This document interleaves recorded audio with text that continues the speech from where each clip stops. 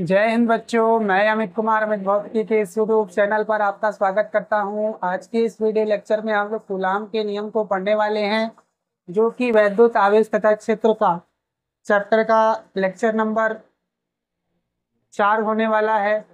इस लेक्चर में हम लोग कूलाम के नियम को पढ़ेंगे तथा कुछ आंकिक प्रश्न को भी हल करेंगे। ठीक है, यहाँ पर मैंने कूलाम के नियम से संबंधित कुछ बातों को लिख दिया है पहले से। ठीक है, तो उन बातों को समझते हैं पहले क्रम वाइज क्या है। देखिए, ये आपका एक बिंदु आवेश है, ये भी एक आपका क्या है, बिंदु आवेश है।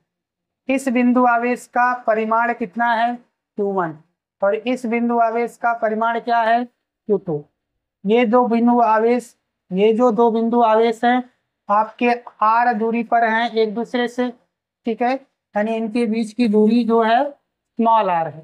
ठीक, अब यह बिंदु आवेश या तो धनात्मक होगा या तो ऋणात्मक होगा।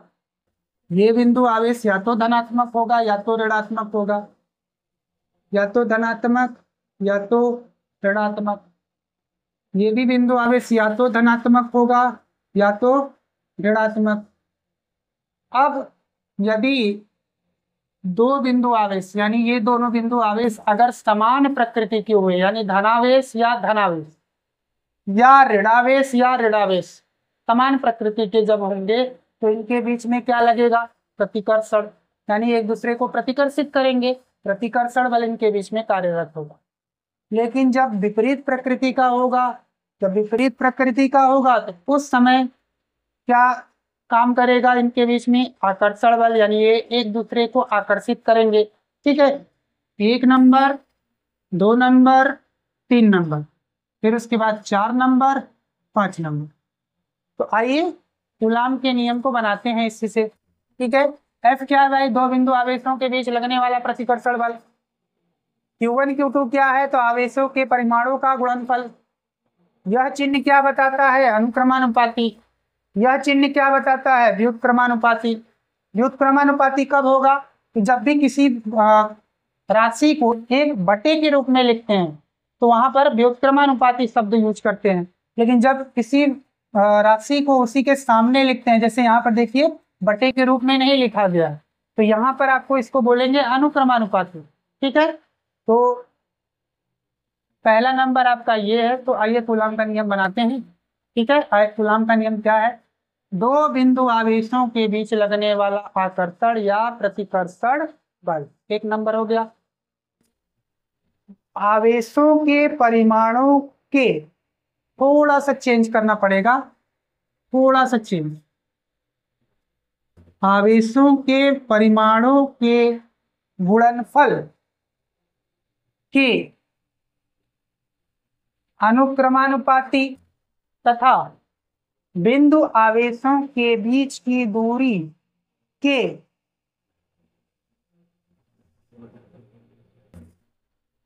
वर्ग के व्युत्क्रमानुपाती होता है। क्यों, कूलाम के नियम को समझ लिए हैं, अब मैं उसको एक बार पूरा लिख देता हूं ताकि और अच्छे से क्लियर हो जाए। इन्हीं दो बिंदु आवेशों के बीच लगने वाला आकर्षण या प्रतिकर्षण बल आवेशों के गुणनफल के अनुक्रमानुपाती तथा उनके बीच की दूरी के वर्ग के व्युत्क्रमानुपाती होता है। यह बल दोनों आवेशों को मिलाने वाली रेखा के अनुदिश कार्य करता है।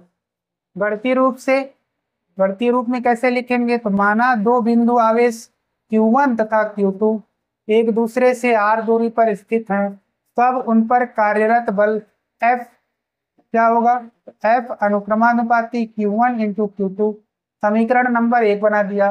फिर F व्युत्क्रमानुपाती r², समीकरण नंबर 2 बना दिया।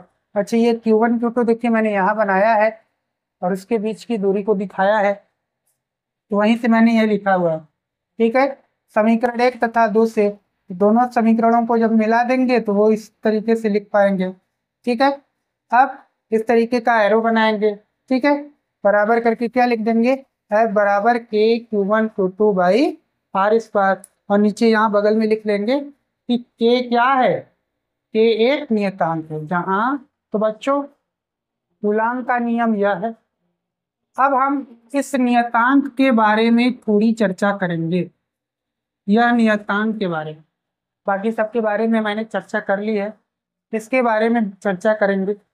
देखिए, यह जो नियतांक होता है माध्यम पर निर्भर करता है। क्या मतलब कहने का है, ये जो दो बिंदु आवेश आपको दिख रहे थे Q1 और Q2, इसके बीच में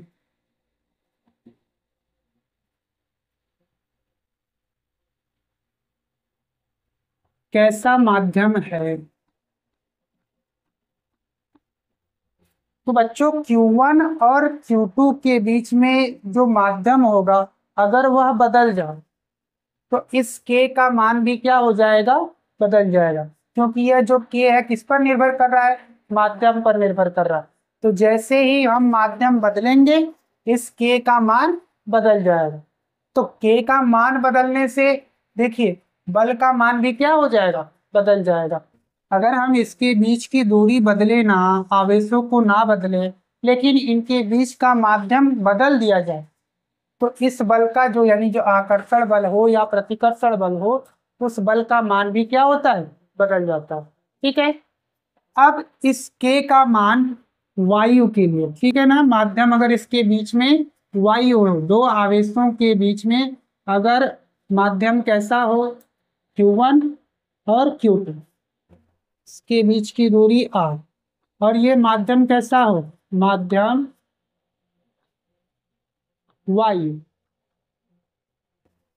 तब उसके लिए जो इस K का मान आता है, K का मान होता है 9 × 10⁻⁹। ठीक है, मात्रक लिख लेते हैं, तो न्यूटन मीटर स्क्वायर प्रति कूलाम स्क्वायर। ठीक है, तो इस K का मान किसके लिए लिखा हूं मैं, केवल वायु के लिए है। जब दो आवेश वायु में रखे होंगे तो इस K का मान ये होता है। ठीक है, यानी जो नियतांक हमने लिया है उस नियतांक का मान ये होता है। अच्छा, K को थोड़ा रिप्रेजेंट करते हैं कैसे, तो बच्चों जैसे जैसे हम दो आवेशों के बीच का माध्यम बदलेंगे वह भी क्या होता जाएगा, K का मान बदलता जाएगा। अब K का मान होता क्या है, 1/4πε0। एप्सिलॉन नॉट नहीं हो, क्योंकि एप्सिलॉन मीडियम मैंने लिखा है, यानी जो माध्यम होगा। अब वायु अगर होता है तो इसके लिए एक नया नोटेशन है, वो क्या होता है, 1/4πε0। ठीक है, अगर वायु होगा तो यहाँ पर एप्सिलॉन नॉट लिखा जाएगा, और कोई माध्यम होगा तो 1/ε मीडियम लिखा जाएगा। मान लीजिए दो आवेश हैं, वो एक दूसरे से r दूरी पर रखे हैं, और इनके बीच का जो माध्यम है वह क्या है, वायु या निर्वात, वायु हो या निर्वात।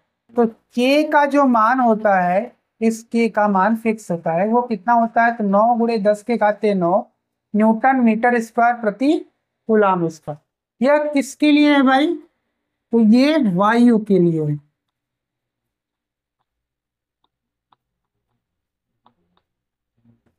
या निर्वात के लिए,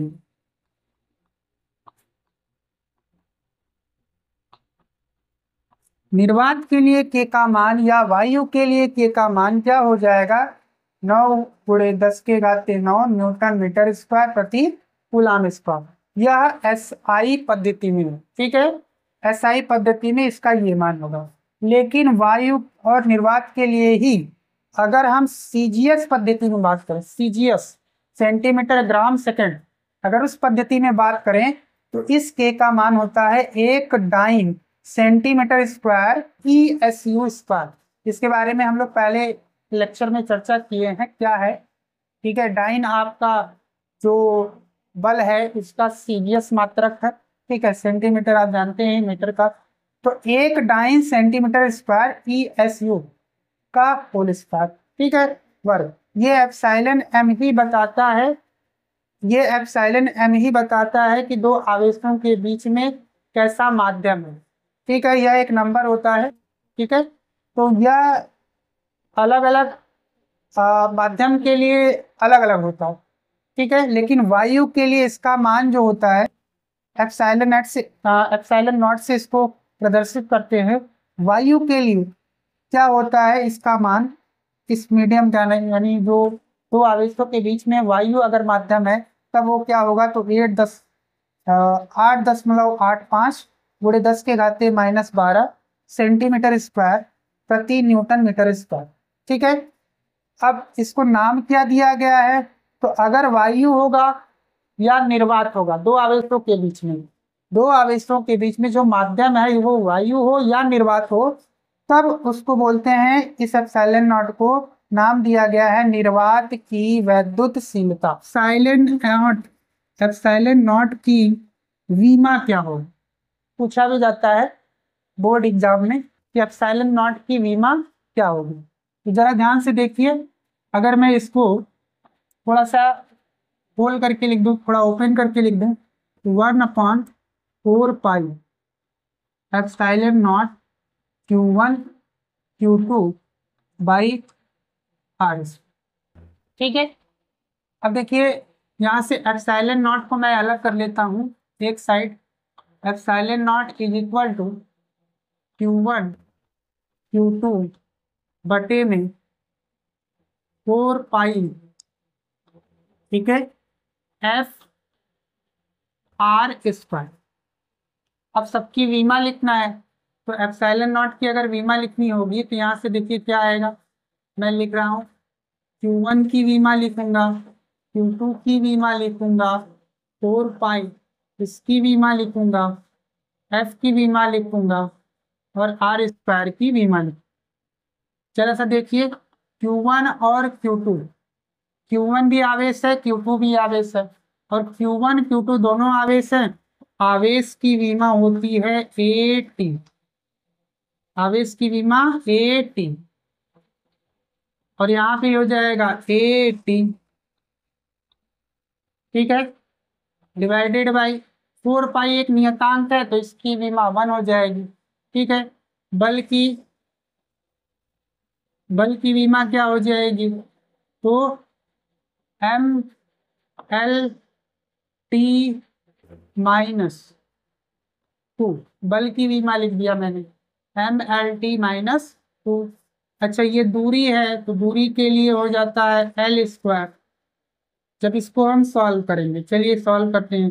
देखिए ए यहाँ है, ए यहाँ है, टी यहाँ है, टी यहाँ, तो ए स्क्वायर टी स्क्वायर, ठीक है, डिवाइडेड बाई, ध्यान से देखिए एम, ये एल स्क्वायर, ये एल स्क्वायर, सॉरी ये एल स्क्वायर और ये एल मिलके हो जाएगा L क्यूब T-2। अब इन सबों को ऊपर ले जाएंगे तो सबका जो घात है वह ऋणात्मक चिन्ह के साथ हो जाएगा, तो इसका पावर 1 है तो -1 हो जाएगा, यहाँ 3 है तो L-3 हो जाएगा, यहाँ -2 है तो T+2 हो जाएगा, ऊपर ए स्क्वायर है फिर उसके बाद टी स्क्वायर है। ध्यान से देखिए टी के पावर में +2, टी के पावर में +2, तो हो जाएगा M-1 L-3 ए, सॉरी हाँ, L-3 T पावर 4 और ए स्क्वायर। तो ये हो गई एप्सिलॉन नॉट की वैल्यू, तो यहाँ पर आप नोट कर सकते हैं एप्सिलॉन नॉट की। ठीक है, तो ये हुआ पूरा कूलाम के बारे में, कूलाम के नियम के बारे में। अब आइए इस पर कुछ सवाल करते हैं। क्वेश्चन क्या है कि दो आवेशित कण वायु में एक दूसरे से 1 सेंटीमीटर की दूरी पर रखे हैं, प्रत्येक पर क्रियाशील वैद्युत बल के संभव न्यूनतम मान की गणना की। ध्यान से देखें, तो सूत्र तो यही लगने वाला है, F बराबर K Q1 by are square. तो अब आपको दिया गया क्या है सवाल में, जरा सा ध्यान से देखिए, आपको दो आवेशित कण वायु में रखे हैं, मतलब इस K का मान पता है आप, या हमको पता है, यानी दिया गया है, क्या क्या दिया गया है, क्योंकि वायु में बोल दिया इसलिए K का मान हमको पता चले। ठीक, दूसरी बात क्या कह रहा है, एक दूसरे से 1 सेंटीमीटर की दूरी पर है। यानी जो आवेशित कण है वो एक दूसरे से 1 सेंटीमीटर, मतलब हमें आर भी पता चल गया। अब क्या बचा इस फॉर्मूले में, Q1 और Q2। ध्यान से देखिए ये कहाँ दिया हुआ है, कहीं आवेश का मान दिख रहा है? नहीं दिख रहा है, लेकिन दिया गया है। देखिए प्रत्येक पर क्रियाशील वैद्युत बल के संभव न्यूनतम मान, यानी वैद्युत बल जो है वह न्यूनतम होना चाहिए, जितना संभव से संभव हो वह वैद्युत बल न्यूनतम हो। अब न्यूनतम होने के लिए ध्यान से देखिए, के का मान तो फिक्स कर दिया, दे दिया, आर का मान भी फिक्स हो गया। अब अगर इस बल को कम होना है तो इसका मान सबसे न्यूनतम होना चाहिए और इसका भी मान सबसे न्यूनतम होना चाहिए। और जो सबसे न्यूनतम मान होता है आवेश का वह होता है ई बराबर क्या होता है, तो 1.6 इंटू 10⁻⁻19 कूलाम। ठीक है, यही आपका Q1 भी होगा और यही आपका Q2 भी होगा। यह सबसे छोटा आवेश है, इससे छोटा आवेश पॉसिबल नहीं है। ठीक है, तो बस आपको Q1 Q2 R के सब पता चल गया। बस उतार के इसमें रखेंगे और इसको सॉल्व करेंगे। तो सॉल्व करते हैं। ठीक है, अब थोड़ा सॉल्व करते हैं। पहले घातों को सॉल्व करते हैं। ठीक है, जो घात है उनको हल करते हैं। तो मैं लिख रहा हूँ 9 गुणे 1.6 गुणे 1.6 गुणे 10 के घाते। देखिए 10 के घाते 9, पहले 9 लिख लीजिए, फिर -19, फिर -19 बटे में। तो इसका मान सबसे न्यूनतम होना चाहिए और इसका भी मान सबसे न्यूनतम होना चाहिए। और जो सबसे न्यूनतम मान होता है आवेश का वह होता है ई बराबर क्या होता है, तो 1.6 इंटू 10⁻⁻19 कूलाम। ठीक है, यही आपका Q1 भी होगा और यही आपका Q2 भी होगा। यह सबसे छोटा आवेश है, इससे छोटा आवेश पॉसिबल नहीं है। ठीक है, तो बस आपको Q1 Q2 R के सब पता चल गया। बस उतार के इसमें रखेंगे और इसको सॉल्व करेंगे। तो सॉल्व करते हैं। 9 गुणे 10 के घाते 9, ठीक है, 1.6 गुणे 10 के घाते -19 गुणे 1.6 गुणे 10 के घाते -19 बटे में दूरी कितनी दी गई है, 1 सेंटीमीटर, मतलब 10 के घाते -2 का वर्ग।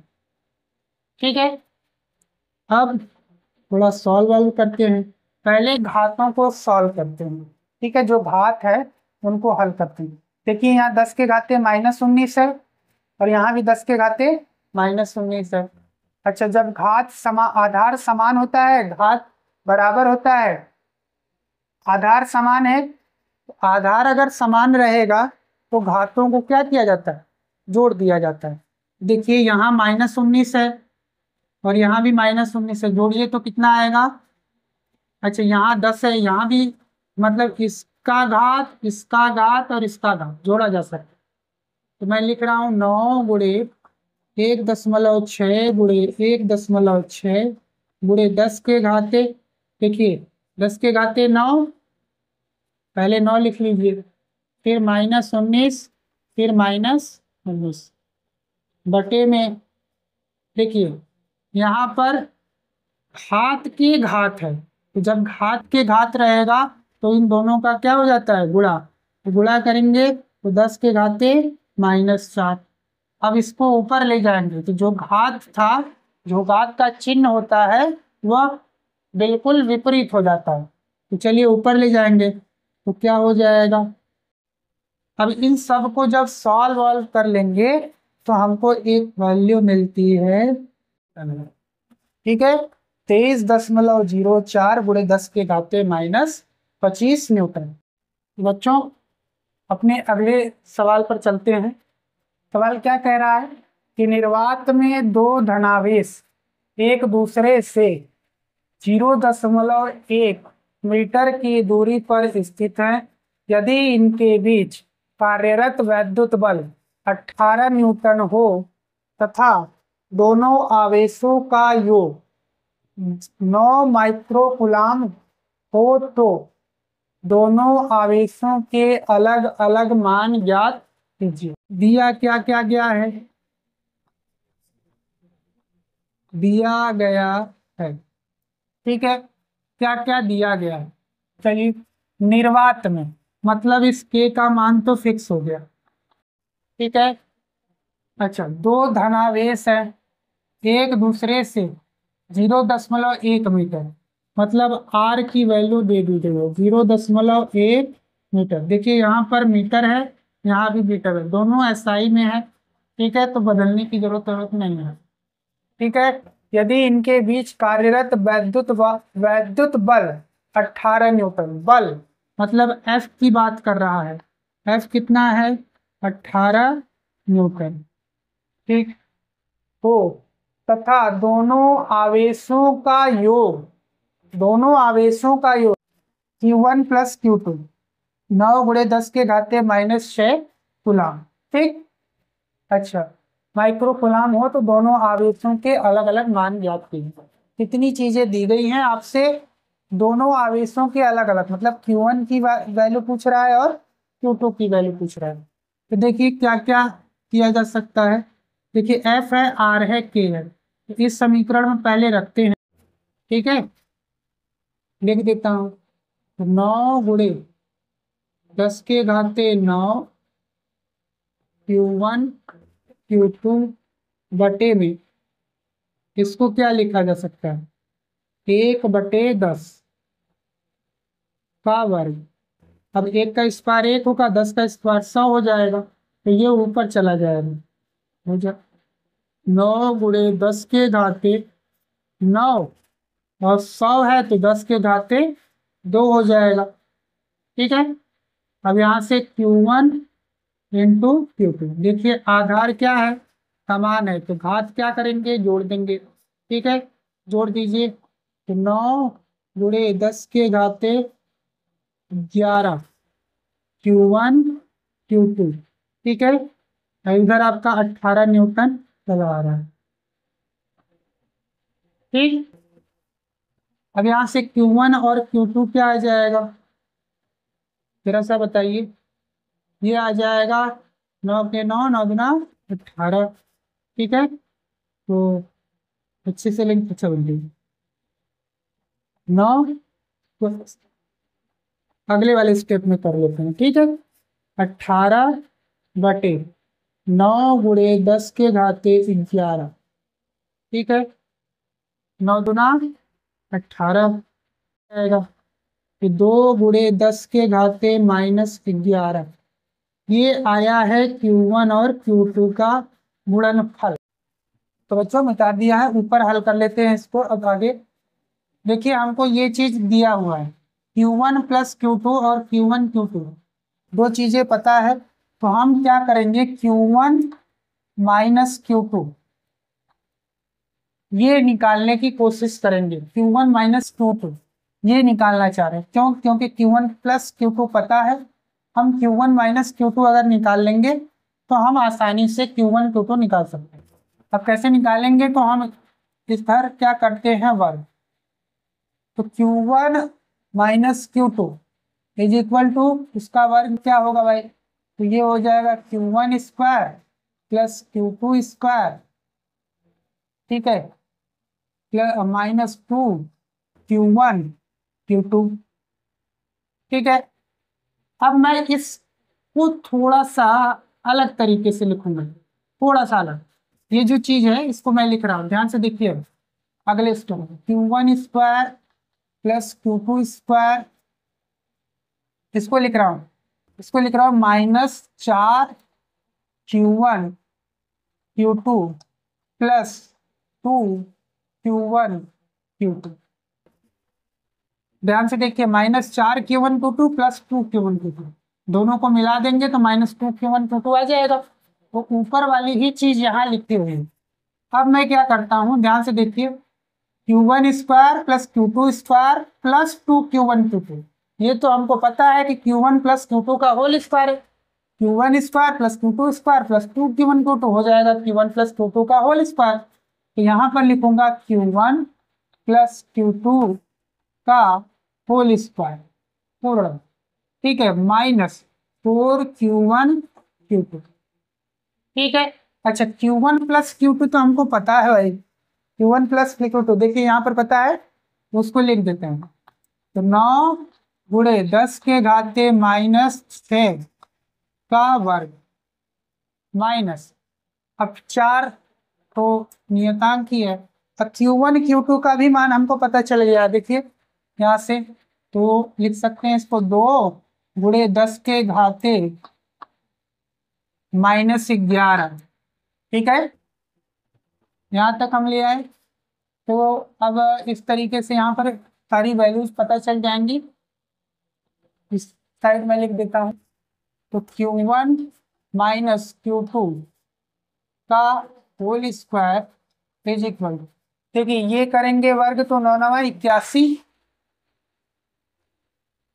इसका करेंगे देखिए घात में गुणा हो जाएगा, 6 दूना 12, लेकिन माइनस में आएगा तो गुणे 10 के घाते -12, फिर -4 है, 4 दूना 8 हो जाएगा, तो यहाँ मैं लिख देता हूँ -8, और यहाँ कितना है 11, सॉरी लिखने में मिस्टेक हो गई है, -11 गुणे 10 के घाते -11, ठीक है। कोई डाउट? चलिए अब देखिए यहाँ से मैं 10 को इधर ले आ रहा हूँ, तो ये हो जाएगा 8.1 गुणे 10 के घाते -11, ठीक है। और ये कितना है -8 गुणे 10 के घाते -11, तो यहाँ से मैं 10 के घाते -11 बाहर ले लूँगा। अब देखिए 8.1 -8 तो आ जाएगा 0.1। अब यहाँ पर अगर सॉल्व करेंगे तो ये आएगा 0.1 का मतलब 10 के घाते -1, और 10 के घाते -1 और 10 के घाते -11 दोनों जोड़ देंगे तो आपको मिलेगा, घातों को जोड़ेंगे, दोनों को नहीं जोड़ेंगे, घातों को जोड़ देंगे, क्योंकि यहाँ 10 के घाते -1 गुणे 10 के घाते -11 गुणा होगा तो घात क्या होता है, जुड़ जाता है, घात जोड़ देते हैं तो -11 और -1 कुल हो गया 10 के घाते -12, ठीक। अब यहाँ से देखिए अगले स्टेप में क्या हो जाएगा, 10 के घाते -12,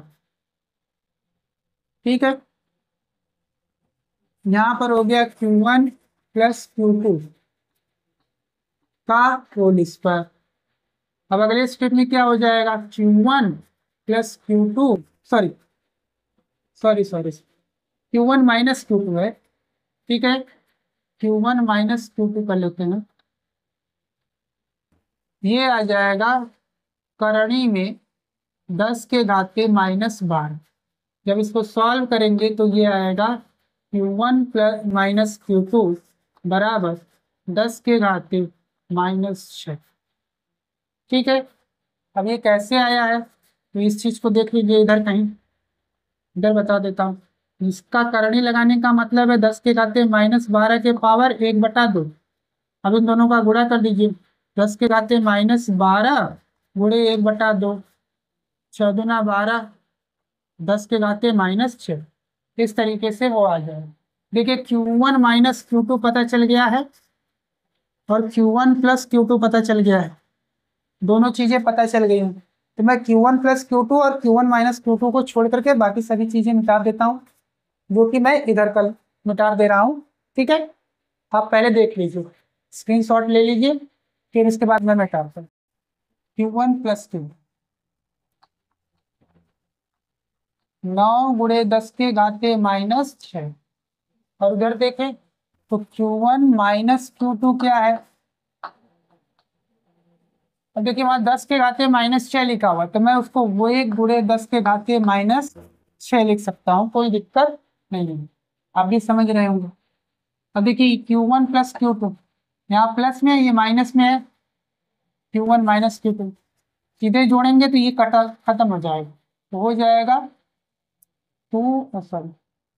2Q1 बराबर, इधर जोड़ेंगे तो आ जाएगा 10 गुणे 10 के घाते माइनस 6। ठीक है, अब ये कैसे हुआ है तो इसको देख लीजिए, 9 गुणे 10 के घाते माइनस 6 प्लस 1 गुणे 10 के घाते माइनस 6, इसको जोड़ना है तो यहाँ से 10 के घाते माइनस 6 बाहर निकाल लेता हूँ, अंदर बचेगा 9 और इधर बचेगा 1, 9 1 10 हो जाएगा, 10 के घाते माइनस 6 गुणे 10 के घात गुणे 10, 9 1 10, Q1 कितना आ गया, तो यहाँ से देखिए 2 से डिवाइड करेंगे तो 10/2 गुणे 10 के घाते माइनस 6, 2 पंजे 10, तो यहाँ पर आएगा 5 गुणे 10 के घाते माइनस 6 कूलम। अब Q2 निकाल सकते हैं, Q2 इज इक्वल टू क्या हो जाएगा बताइए, मैं इसको इधर ले जाता हूँ, समीकरण देखिए ये वाला Q1 minus Q2 is equal to 10 के घाते माइनस 6, तो यहाँ से इसको मैं इधर ले गया, इसको इधर ले आया, तो बस आसान है। Q1 कितना निकाले हैं, 5 गुणे 10 के घाते माइनस 6 माइनस 10 के घाते माइनस 6 को मैं लिख सकता हूँ 1 गुणे 10 के घाते माइनस 6। अब ध्यान से देखिए 10 के घाते माइनस 6 बाहर, 5 माइनस 1 तो 4 गुणे 10 के घाते माइनस 6 कूलम। ठीक है, तो इस तरीके से Q1 और Q2 दोनों आपके निकल गए। तो बच्चों हमारा अगला क्वेश्चन क्या है, निर्वात में 2 समरूप धातु के गोलों पर क्रमशः 4Q तथा -2Q आवेश एक दूसरे से R दूरी पर रखे हैं, यदि इन पर कार्यरत आकर्षण बल F हो तथा इन्हें स्पर्श करा कर पुनः R दूरी पर रख दें तो उनके बीच बल का मान क्या होगा। दो गोला बना लेता हूँ, एक ये गोला, एक ये गोला, दोनों गोले क्या है, समरूप है, इनके बीच की दूरी कितनी दे गई है, R। ठीक है, एक गोला A है, दूसरा गोला B है, दोनों क्या है, समरूप है, ये भी मतलब जैसा इसका आकार वैसा इसका आकार। ठीक है, इस पर आवेश कितना दिया गया है, +4Q, इस पर आवेश -2Q, तो बल का मान कितना आ रहा है, F बराबर 4Q के -2Q बटे में इनके बीच की दूरी का वर्ग बराबर हो जाएगा। अच्छा, जब स्पर्श करा के दोनों को अलग कर लेंगे तो दोनों पर आवेश का मान भी बदल जाएगा, यानी यहाँ पर और यहाँ पर आवेश पहले वाला ना होके कुछ और हो जाएगा। अब वो कितना होगा, तो इस गोले पर जितना आवेश है, कितना आवेश है, तो देखिए 4Q -2Q, कुल आवेश ये है, तो अंत में भी कुल आवेश कितना होना चाहिए, ध्यान से देखिए, तो कुल आवेश यहाँ पर -2Q, 4Q -2Q, तो हो जाएगा आपका 2Q। ठीक है, कुल आवेश जब स्पर्श करा देंगे तो कुल आवेश कितना रहेगा, 2Q, क्योंकि पहले भी उतना ही था, बाद में भी उतना ही, क्योंकि हमने आवेश के संरक्षण का सिद्धांत पढ़ा हुआ है, तो पहले जितना आवेश उतना ही आवेश बाद में। अब चूंकि दोनों गोले क्या है, समरूप है, तो यह आवेश जो है दोनों गोलों पर आधा आधा बढ़ जाएगा। ठीक है, इस गोले पर आधा आ जाएगा, मतलब ये गोला हो जाएगा, इस गोले पर जो आवेश आएगा वो 2Q/2, और इस गोले पर जो आवेश आएगा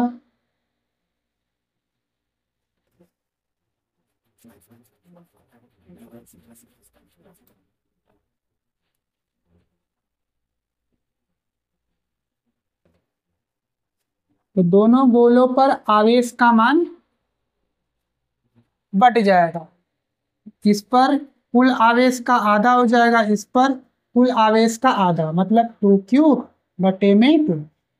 ध्यान से देखें तो यहाँ का आवेश हो जाएगा Q और यहाँ का भी आवेश क्या हो जाएगा Q। ठीक है। अभी देखिए इनके बीच में ये जो माइनस चिन्ह आ रहा है वह बता रहा है कि प्रतिकर्षण बल काम करेगा। देखिए एक प्लस है एक माइनस है, ठीक है। तो इसके बीच में ये जो आ रहा है वो माइनस साइन, वो क्या बता रहा है कि इनके बीच में प्रतिकर्षण बल काम करे। ध्यान से देखिए यहाँ पर इस गोले ए में और इस गोले बी में दोनों समरूप गोले हैं, मतलब दोनों का आकार एकदम सेम है। तो यहाँ पर आवेश Q हो गया और यहाँ पर भी आवेश Q हो गया। ध्यान से देखिए दोनों समान आवेश है। अगर समान आवेश होंगे तो उनके बीच में क्या काम करेगा, प्रतिकर्षण बल। तो वो जो बल आएगा वो कैसा आएगा, चिन्ह उसका धनात्मक होगा। तो आइए इस बल को निकालते हैं। F बराबर K, अच्छा डैश कर लेता हूं क्योंकि अलग हो गया। F डैश बराबर, देखिए वायु में ही रखा है कहीं और नहीं रखा है, तो K का मान वही रहेगा। आवेश हो गया आपका Q, दूसरा आवेश भी Q बटे में दूरी वही रखी गई है R स्क्वायर, ठीक है। यहाँ से F dash is equal to KQ square बटे में R स्क्वायर। अब समीकरण 1 और समीकरण 2, ये रहा आपका समीकरण 2। समीकरण 1 तथा समीकरण 2 को ध्यान से देखिए, दोनों समीकरणों को भाग दे दीजिए, मतलब 1/2। जब ऐसा करेंगे तो F बटे में F डैश, ठीक है, बराबर कितना हो जाएगा। तो देखिए F का मान कितना है, माइनस में, तो माइनस चिन्ह मैं नहीं लिख रहा हूं क्योंकि माइनस चिन्ह आकर्षण या प्रबल बताता है, तो ये चिन्ह को मैं हटा देता हूं। 8KQ स्क्वायर बटे में R स्क्वायर। अच्छा इस बल का मान कितना है, वो है KQ स्क्वायर बटे में R स्क्वायर, ठीक है। देखिए क्या क्या कट जाएगा, KQ square KQ square, R square R square, यहाँ से F बटे में F डैश कितना आ जाएगा 8। तो यहाँ से इसको इधर गुणा कर लेते हैं, F बटे A बराबर F डैश, यानी जो बल नया बल लगेगा इन दोनों के बीच में, वह बल पहले वाले जो बल है, यानी जो पहला वाला बल है उसका 1/8 गुना हो जाएगा। और इस बल का प्रकृति कैसा होगा, वो प्रतिकर्षणात्मक, प्रतिकर्षण बल F डैश प्रकृति।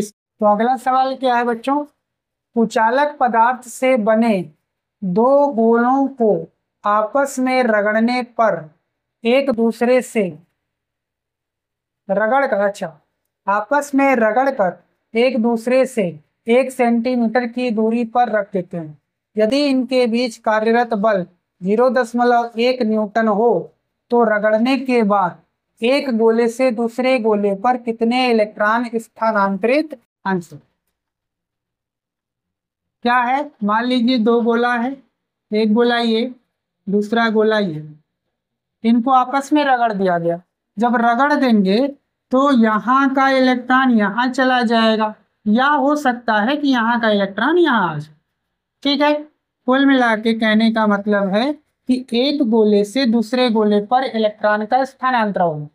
मान लेते हैं कि यहाँ से यहाँ इलेक्ट्रॉनों का स्थानांतरण हुआ, जब यहाँ से इलेक्ट्रॉन जाएगा तो ये कैसा हो जाएगा +Q, और ये कैसा हो जाएगा -Q, क्योंकि यहाँ पर इलेक्ट्रॉन आ रहा है।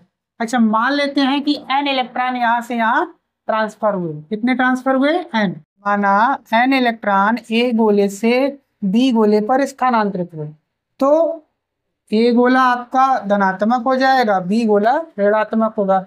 अच्छा जितना इसमें से निकलेगा उतना ही इस पर आएगा, क्योंकि प्रारंभ में इस पर कोई भी आवेश, कुल आवेश 0 है, तो बाद में भी कुल कितना होना चाहिए 0। तो यहाँ प्लस होगा तो यहाँ -Q हो जाएगा, जोड़ेंगे तो 0 है, ठीक। अब हम लोग क्वांटीकरण का नियम पढ़े थे कि आवेशों का क्वांटीकरण क्या होता है। तो आवेशों का क्वांटीकरण होता है Q बराबर N × E प्लस माइनस में। अब देखिए +Q होगा और ये क्या होगा Ne, ठीक है। अब इस माइनस को इधर ले जाऊंगा तो ये ऋणावेशित हो जाएगा, ठीक है। तो मैं इसको इधर ले जाता हूँ, ये कर दी। ठीक, तो यह आवेश ऋणावेशित हो गया, यह आवेश धनावेशित है। ठीक है। अच्छा, एन इलेक्ट्रॉन, अच्छा ई का मान हमको पता है 1.6 गुणे 10⁻⁻19 कूलाम। तो ए पर आवेश हो जाएगा, मैं लिखता हूं क्यू ए बराबर एन इंटू 1.6 गुणे 10⁻⁻19 कूलाम। क्यूबी कितना हो जाएगा, एन गुणे 10 सॉरी एन गुणे 1.6 गुणे 10⁻⁻19 कूलाम। ठीक है।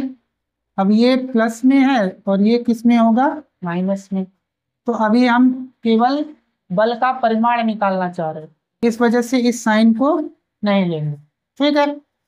अच्छा, निर्वात में रखा है, कहाँ रखा है, निर्वात में। क्यों, कहीं तो लिखा नहीं है सर जी। जब भी कुछ ना बोला जाए, कुछ भी ना बोला जाए कि कहाँ रखा हुआ, तो आपको क्या मानना है कि वो निर्वात में रखा हुआ है। अगर कहीं माध्यम में रखा होगा तो वो बताएगा कि इस माध्यम में है, या कभी कभी बताएगा कि निर्वात में है। कुछ भी नहीं बोल रहा है तो आपको क्या मान लेना है कि वो निर्वात में है।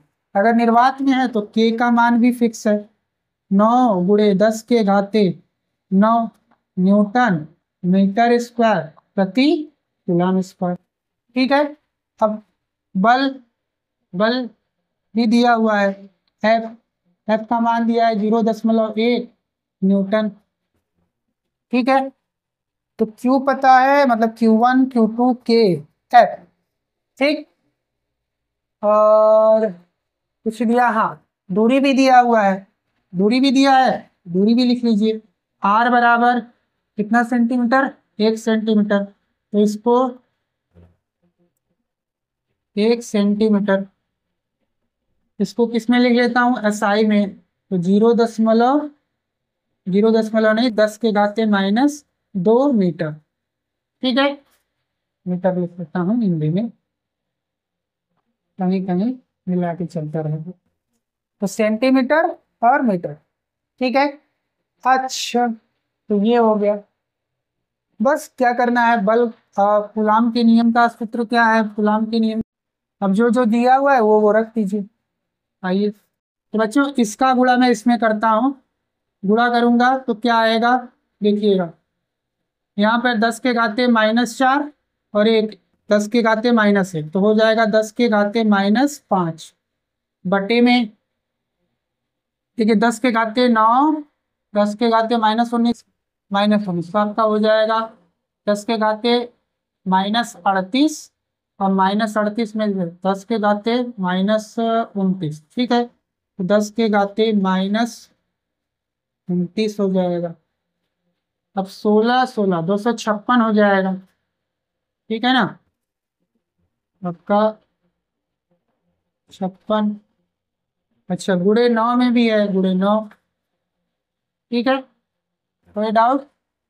और इसका गुणा करेंगे तो ये आ जाएगा n²। सॉरी, इसको ऐसे ही रखें। चलिए, मैंने क्या क्या किया है, इसका गुणा मैंने इधर किया है, और देखिए ये, फिर इसका गुणा, फिर इसका गुणा, इधर करके मैंने लिख दिया है। ठीक है, और ये n² को इधर ही छोड़ दिया है। तो देखिए क्या क्या हो जाएगा, ये ऊपर जाएगा तो 10⁻⁻29 और -5, तो 10⁻⁻, नहीं सॉरी 10⁻24 हो जाएगा। ठीक, अब देखिए ये क्या लिखा हुआ है, तो ये लिखा हुआ है 1.6 गुणे 1.6 गुणे 9 को मैं लिख सकता हूँ 3 × 3। ठीक है, बराबर n²। ठीक है, अब इसको सॉल्व करेंगे तो देखिए क्या आएगा, इसको जरा सॉल्व करिए।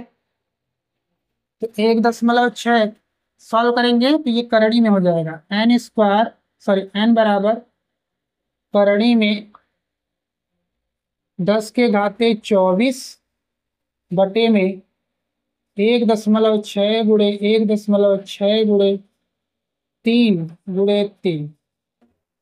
इसमें से क्या क्या बाहर आ जाएगा, सॉल्व करेंगे तो ये आंसर कितना आएगा वो ही लिख देता हूँ। 2 × 10⁻11 इलेक्ट्रॉन। ठीक, तो ये रहा आपका सवाल। ठीक है, तो चलिए आज के लिए इतना ही, मिलते हैं नेक्स्ट वीडियो में। Thank you.